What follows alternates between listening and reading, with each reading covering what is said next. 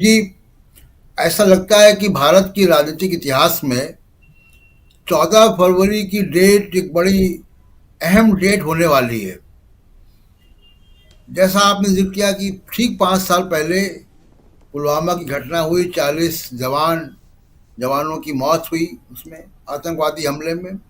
उसके बाद बालाकोट हुआ और देश में एक लहर चल गई मोदी जी के पक्ष में। अपोजिशन के पास कोई नैरेटिव नहीं बचा और लगभग अपोजिशन ने वॉकओवर दे दिया और मोदी जी ऐतिहासिक जीत दर्ज करके आ गए। आज 5 साल बाद वही पहिया देखिए घूमता है और 5 साल बाद तमाम कोशिशें कर ली विपक्ष को परेशान करने की। ED, CBI, income tax, farm house, resort politics, MLA खरीदना, सरकारें गिराना, उन सब के बावजूद आप देखिए कि आज किसान जो है वो सड़कों पर है और इसका असर पूरे देश में पड़ने वाला है। जो राहुल गांधी ने या कांग्रेस ने जो घोषणा की है एमएसपी कानून की, वो क्यों जरूरी है? देखिए, किस सरकार तो प्रोक्योर करेगी, वो एमएसपी पे ही करेगी, लेकिन सरकार पूरा प्रोक्योर नहीं करती। सरकार का प्रोक्योरमेंट घट भी रहा है। जो जी। ये प्रचार किया जा रहा है कि अगर प्रोक्योर सरकार कर ले तो कितना घाटा होगा, तो सरकार तो प्रोक्योर करेगी। सरकार को तो पीडीएस चलाना है। जो 80 करोड़ लोगों को लाभार्थी योजना के तहत 5 किलो अनाज भेजा जा रहा है, वो कहाँ से आता है? वो इसी प्रोक्योरमेंट से आता है। यही जो एफसीआई करेगी वो करेगी। अब सवाल यह है कि एमएसपी कानून के तहत ये 22-23 फसलें ही क्यों आए? तमाम और फसलें आए क्या? उनको उनको उनकी उपज में किसान की कम मेहनत लगती है? उसमें मेहनत लगती है। और यह रास्ता दरवाजा खोल देना कि किसान को ब्लैकमेल करके, क्योंकि किसान के पास स्टोरेज नहीं है, किसान फसल काट के मंडी में आ गया, उसके बाद वो वापस नहीं ले जा सकता, तो उसको ब्लैकमेल करके आप जो भी औना पौना भाव, आपने 1700 रुपए क्विंटल का भाव तय किया, वो बेचारा 1500 भी नहीं बेच पाता। 1100, 1200, 700, 800 आधे दाम पे उसको लेकर आड़ती और भेज देते हैं और वो किसान उसके फलस्वरूप कर्जे में डूबता है। तो ये एमएसपी की गारंटी इसलिए जरूरी है कि प्राइवेट पार्टी भी एमएसपी से कम खरीदेगी तो उसके ऊपर आपराधिक मुकदमा दर्ज हो। जी। इसलिए ये ऐतिहासिक है जो कांग्रेस ने घोषणा की है और मोदी साहब मुकर रहे हैं, क्योंकि मोदी साहब को जानते हैं कि अगर एमएसपी से कम में तो अडानी इसकी इजाजत नहीं देगा। जिसकी चर्चा शकील साहब कर रहे हैं, मुंशीगंज गोलीकांड की 7 जनवरी को हुआ था 1921 में। मैं वहां गया हूं और वहां शहीद स्मारक बना हुआ, बिल्कुल यही स्थिति थी राजीव जी। अंग्रेजों ने किसानों का रास्ता ब्लॉक कर दिया था और उसके बाद गोलियां चलाई थी। यही स्थिति थी, रास्ता ब्लॉक किया था अंग्रेजों ने किसानों का कि गोली चले तो किसान भाग ना पाए। आज आप रास्ता ब्लॉक करके किसान को ऊपर से हवाई हमला कर रहे हैं, ड्रोन जी। से। और यूनाइटेड नेशंस ने जो सुब्रमण्यम स्वामी ने ट्वीट किया, सुब्रमण्यम स्वामी को मैं गंभीरता से नहीं लेता हूं, लेकिन ये दुनिया जानती है कि नागरिकों के ऊपर हवाई हमले, ड्रोन से हमले के अंतर्राष्ट्रीय कानून के विरुद्ध है। जी। यूक्रेन और अफगानिस्तान के मामले में यूनाइटेड नेशंस बोल चुका है। क्या भारत के ऊपर भी बोलेगा? अगर अगर ये मामला अंतर्राष्ट्रीय स्तर पर जाता है तो भारत के लोकतंत्र की कितना मजाक उड़ेगा। जी। अभी पाकिस्तान के लोकतंत्र का मजाक उड़ रहा है चुनाव की धांधली को लेकर। क्या उसी श्रेणी में भारत के लोकतंत्र की गिनती कराना चाहते हैं मोदी साहब? और एक अहम बात राजीव जी, वो ये है कि इन्फोर्समेंट डायरेक्टरेट की जो गिरफ्त भारत की राजनीति में आ गई, कि मोदी साहब भारत की राजनीति को इन्फोर्समेंट डायरेक्टरेट और गोदी मीडिया के जरिए संचालित कर रहे थे। ये किसान आंदोलन उस गिरफ्त को ढीला कर रहा है। जी। और हो सकता है अगर ये आंदोलन कामयाब हो, दूसरे लोग भी और आंदोलन करें, जो बेरोजगार छात्र हैं, युवा हैं, या टीचर्स हैं, या महिलाएं हैं, अगर वो भी आंदोलन का रास्ता अख्तियार करते हैं तो इन्फोर्समेंट डायरेक्टरेट का जो ग्रहण भारत की राजनीति में है उससे निजात पे ये गोलियां और लाठियां नहीं चलती।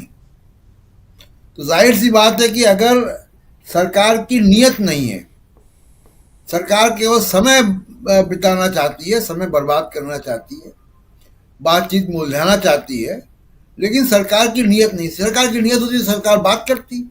किसानों ने बहुत पहले से कहा हुआ था कि दिल्ली आ रहे हैं। तो नीयत नहीं है सरकार की, वो पुलिस का बल इस्तेमाल करके वो सब कर पा रहे हैं। क्योंकि किसानों के ऊपर ईडी, इनकम टैक्स, सीबीआई नहीं इस्तेमाल हो सकता, तो संगीने बिछा रहे हैं, ड्रोन से हमला कर रहे हैं। लेकिन सरकार को ये बात नहीं माननी है। दूसरी बात, ये लंबा खींचेगा, जैसे सुनील जी कह रहे हैं, लंबा खींचेगा, ये संघर्ष लंबा खींचेगा, और इसी में चुनाव का एक नैरेटिव, एक विमर्श जो है वो तैयार होगा। दूसरी बात की देखिए, केवल पश्चिमी उत्तर प्रदेश के किसान तक ये मामला सीमित नहीं है, पूरे देश के किसान इसको देख रहे हैं।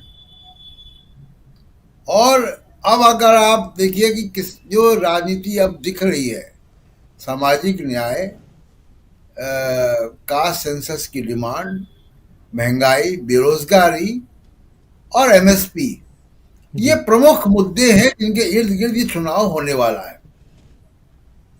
और जो ईडी के प्रति आक्रोश है, जो ट्राइबल नेताओं की बेइज्जती इनके उसी मीडिया ने की, जो जिसकी बात राहुल गांधी कर रहे हैं कि वो गरीबों का दुश्मन है।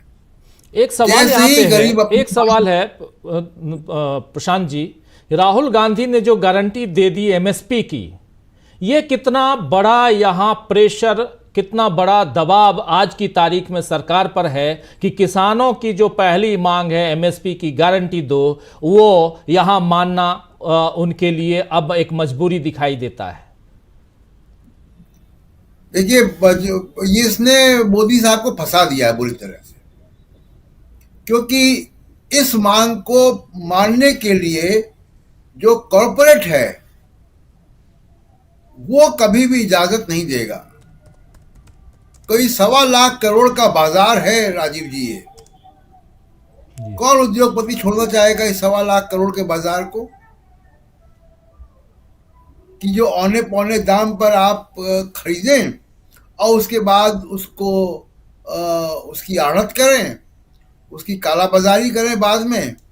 आप देखिएगा कि अगर अभी दालों के दाम,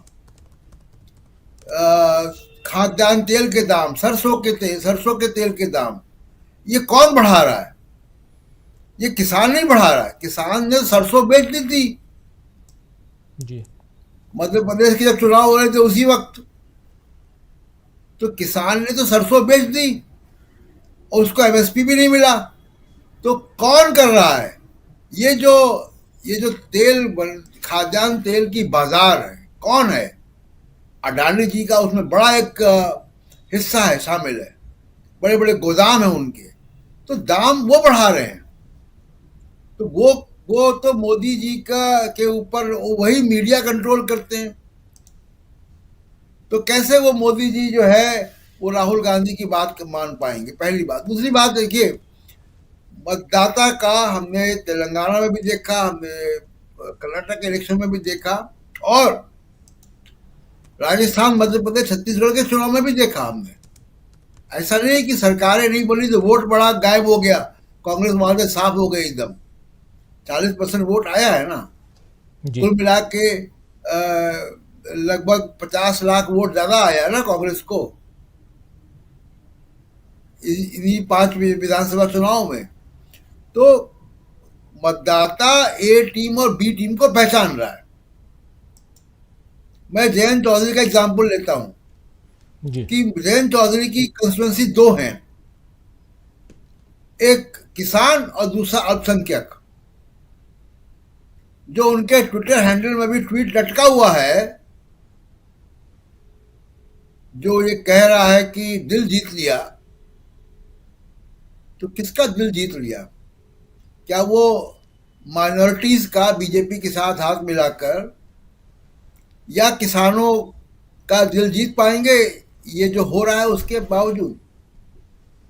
उनको क्या वसंत कुंज के लोग वोट दे के उनके मेंबर ऑफ पार्लियामेंट बनाएंगे जहां उनका मकान है? या नोएडा के चैनल वोट देंगे उनको? जी। यही दो कंस्टिट्यूंसी है ना उनकी। उन दो कंस्टिट्यूंसी पे अगर आपने लगाया हुआ है कि दिल जीत लिया, तो जनता बता दी कि दिल आपने किसका जीता है और चुनाव किसका कौन जीतेगा। तो ये 14 तारीख, जैसे मैंने राजीव जी कहा, 14 तारीख इस भारत के राजनीति के, अभी के इस दौर की राजनीति के इतिहास में एक मील का पत्थर है। 14 तारीख कोई 5 साल पहले पुलवामा हुआ था। जी। ऑपोजिशन के पास कोई चारा नहीं था वॉक ओवर